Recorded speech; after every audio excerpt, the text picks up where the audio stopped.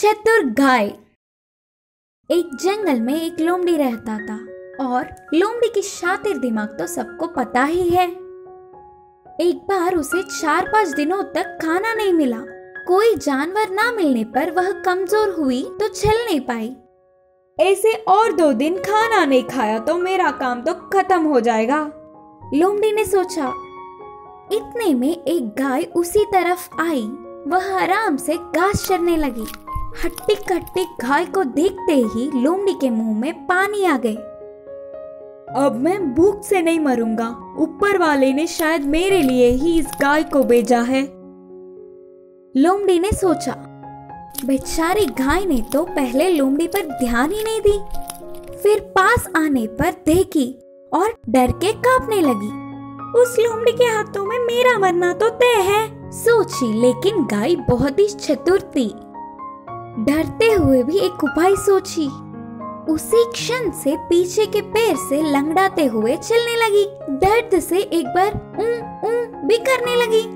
ये सब देख लोमड़ी को बहुत खुशी मिली। लंगड़ाता हुआ गाय भाग नहीं पाएगी करके लोमड़ी में और आशा जाग उठी।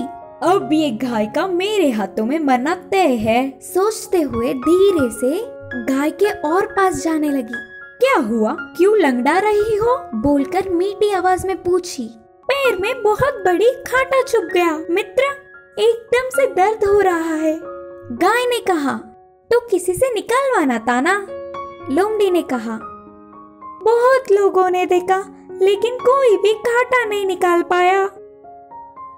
अरे रे, तुम्हारा दर्द तो मैं दूर कर दूंगा, कहा लोमड़ी।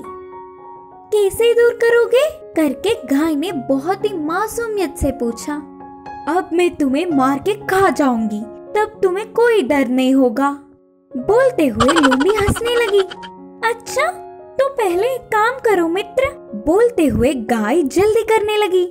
वह मानने पर खुशी से लोमड़ी गाय के ऊपर आने लगी। इतने में रुको रुको, एक क्षण रुको मित्र, मेरे पैर की कांटा बहुत ही बड़ा है। तुम्हारे भूख बुझाने की जल्दी में उसे ना भूल जाओ।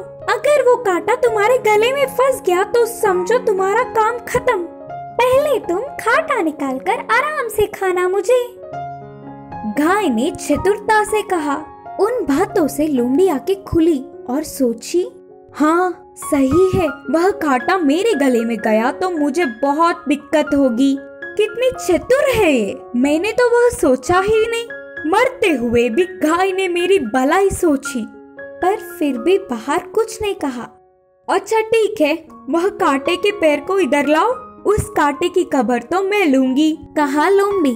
कई लोगों ने देखा, अच्छा तुम भी देख लो, बोलते हुए गाय ने पैर लोमड़ी को दिया।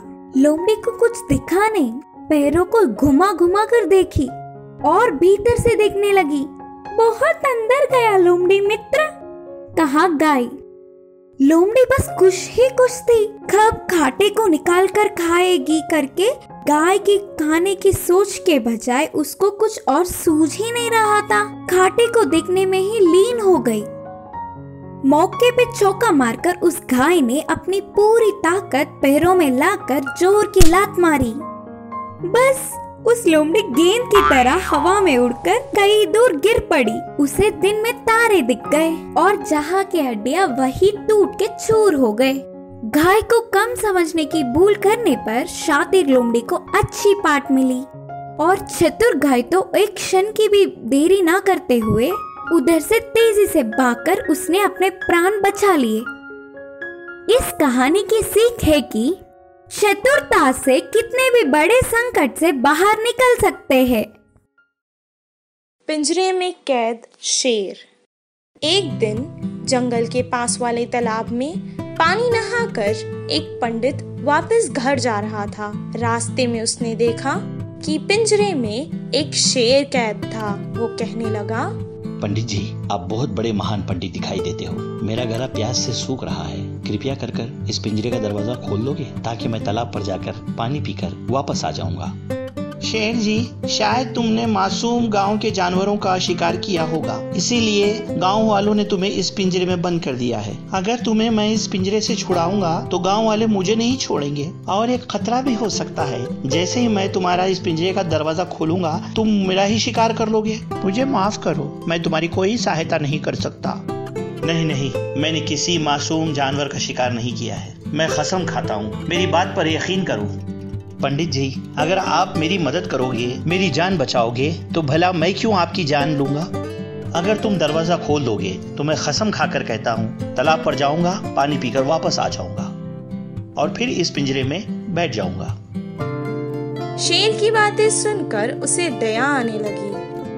ये शेर तो कसम कह रहा है कि तालाब पर जाकर वापस आकर ये पिंजरे में बैठ जाएगा। चलो इसकी बात मान लेता हूँ, दरवाजा खोल देता हूँ। इतना कहकर वो पिंजरे का दरवाजा खोलने लगा। जैसे ही दरवाजा खुल गया, शेर खुशी से दहाड़ता हुआ बाहर आ गया। आते ही उसने पंडित पर हमला किया। शेर कहने लगा, तू बहुत बड़ा मूर्ख है। प्यास ही नहीं, मुझे भूख भी लग रही थी। अब मैं तुझे मारकर खा जाऊंगा। तब पंडित को अपनी गलती का एहसास हुआ और वो पछताने लगा। पंडित गुस्से से शेर को कहने लगा, छी, तू जंगल का राजा है, अपने किए हुए वादे पर ही नहीं टिका।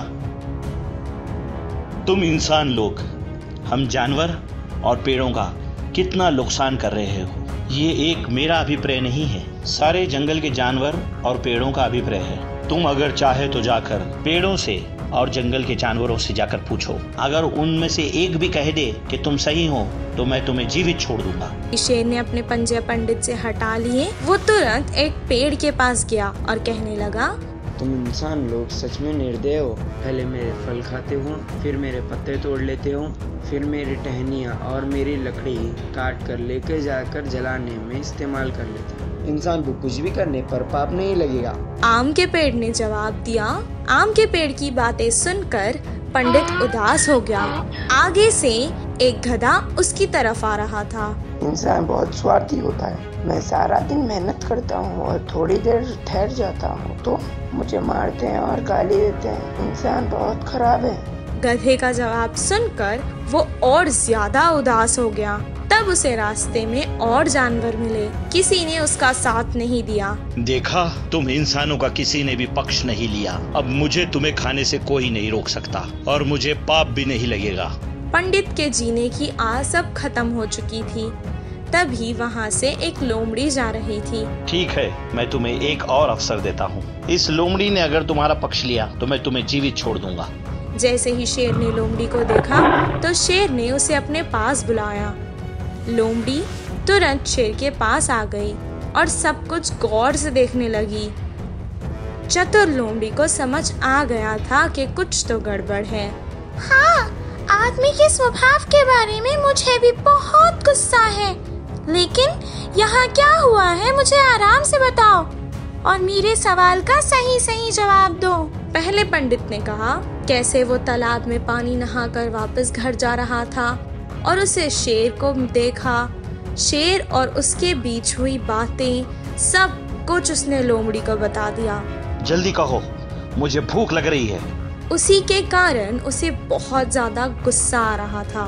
शेर महाराज, आप इतने बड़े हो और ये पिंजरा तो इतना छोटा है। आप इस पिंजरे में गए कैसे थे? मुझे तो इस बात पर विश्वास ही नहीं हो रहा। तुम्हारे जितना मूर्ख जानवर मैंने आज तक नहीं देखा। ठहरो, अभी दिखाता हूँ तुम्हें। मैं वापस पिंजरे के अंदर जा रहा हूँ। इतना कहकर वो पिंजरे के अंदर चला गया। जैसे ही वो पिंजरे में गया, पिंजरे का दरवाजा बंद हो गया। ये देखकर लोमड़ी को बहुत हंसी आई। पंडित जी, अब आप निश्चित होकर घर वापस चले जाइए। पंडित ने उसे धन्यवाद कहा। इस कहानी से हमें ये शिक्षा मिलती है कि कभी कभी अकल से काम लेने से बड़ी मुश्किल को हराया जा सकता है। बंदर ने सिखाया सबक। एक गांव में गोपन्ना नामक एक व्यक्ति रहा करता था। उसके पास बहुत सारी गायें भैंस रहा करती थी। वो दूर उन्हें ले जाकर भरपूर खाना खिलाया करता था। गाय भी उसे बहुत सारा दूध दिया करती थी।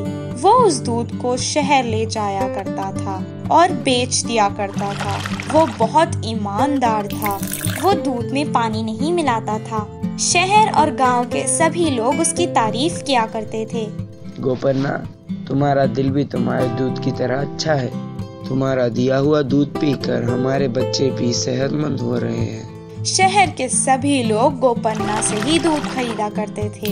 एक दिन कुछ काम होने के कारण वो शहर को दूध बेचने नहीं जा सका। बेटा शिवा, इधर आओ।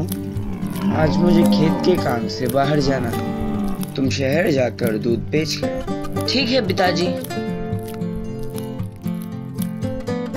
बहुत देर से चलने के कारण उसे प्यास लग रही थी। शहर जाने के रास्ते पे उसे एक कुआं नजर आया। कुएं का पानी देखकर उसे प्यास लगने लगी और तभी उसे ख्याल आया कि ये पानी दूध में मिला दूंगा तो दूध दुगना हो जाएगा और पैसे ज्यादा आएंगे। मैं अपने पिता से ज्यादा होशियार हूँ। इतने सारे पैसे लेके जाऊंगा तो घर वाले मुझे शाबाशी देंगे। इतना कहकर उसने दूध में पानी मिलाकर उसे और ज्यादा कर दिया और अपने पिता के खरीदारों से दूध बेचने लगा। उनसे उसके पिता के न आने का कारण कहने लगा। उसने अपने पिता से अधिक कमा लिया। वो बहुत गर्व महसूस करने लगा। वो जब वापस आ रहा था, कुएं के पास वो रुक गया। वो पानी पीने लगा। पास के पेड़ से एक बंदर आया, पैसों की थैली को उठा ली, वापस पेड़ पर चढ़ गया। ए बंदर, मुझे मेरी पैसों की थैली दे दो, वरना मैं तुम्हारा क्या करूँगा मुझे पता नहीं। जल्दी जल्दी एक एक सिक्का जमीन पर और एक एक सिक्का कुएं में फेंकने लगा। ए बंदर, ए बंदर। और जैसे ही थैली में पैसे खत्म हो गए, उसने थैली फेंक दी। उसका बेटा जमीन से सिक्के चुनकर वापस थैली में डालने लगा। दुखी बेटे को देखकर उसके पिता ने पूछा, क्या हुआ शिवा, क्यों उदास हो? बेटा कुछ ना कह सका। वो कुछ देर बाद थैली देखने लगा। इसमें तो 5 लीटर के दूध के ही पैसे हैं। इस बात को छुपाना सही नहीं सोचकर उसने सब कुछ अपने पिता को सुना दिया। उसने अपने बेटे से कहा, ओहो, तो ये बात है। वो बंदर ने तुम्हें सही सबक सिखाया। पानी के पैसे कुएं में डाल दिए और दूध के पैसे तुम्हें दे दिए। हिस्सा बराबर हो गया ना बेटा। उस बंदर ने तुम्हें सही सबक दिया। नाम कमाने के लिए कई साल लग जाते हैं और नाम बिगाड़ने के लिए सिर्फ कुछ पल। फिर कभी ऐसा मत करना बेटा। उस दिन के बाद से वो ईमानदारी से पैसे कमाने लगा। इस कहानी से हमें ये शिक्षा मिलती है कि अगर कभी भी हम किसी के नुकसान के बारे में सोचेंगे तो हमारा ही नुकसान होगा।